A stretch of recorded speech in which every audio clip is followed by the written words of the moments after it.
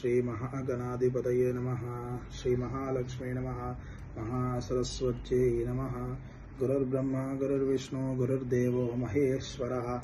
गुरुः साक्षात् परब्रह्म तस्मै श्री गुरवे नमः। गुरवे सर्वलोकानां विषजे भवरोगिणां निधयेत् सर्वविद्यानां श्री दक्षिणामूर्तये नमः। सर्वमंगलमांगल्ये शिवे सर्वार्थसाधिके शरण्ये त्र्यंबके देवी नारायणे नमोस्तुते। श्रीमात्रे नमः। श्री तुलजा भवानी देव्यै नमो नमः।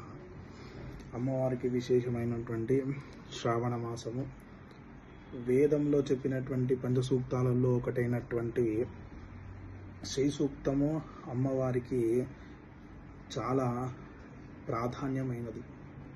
ఆరోగ్య ప్రాప్తి, అష్టైశ్వర్య ప్రాప్తి మరియు సకల రోగ నివారణార్థమై శ్రీ సూక్తముతో హవనం నిర్వహించడం జరుగుతుంది.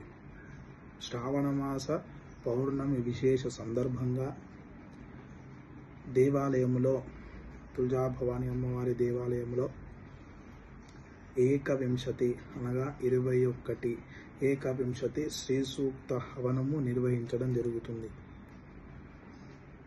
శ్రావణ మాసం చాలా విశేషమని మనకు అందరికీ తెలిసిన విషయమే.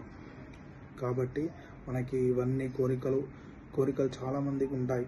అటువంటి కోరికలు నెరవేర్చడానికి మనకు అమ్మవారు చాలా విశేషం. కాబట్టి శ్రావణ మాసంలో పౌర్ణిమ రోజు మనమందరం కూడా ఈ హవనంలో పాల్గొని ప్రసాదం స్వీకరించి అమ్మవారి కృపకు పాత్రులమవుదాం.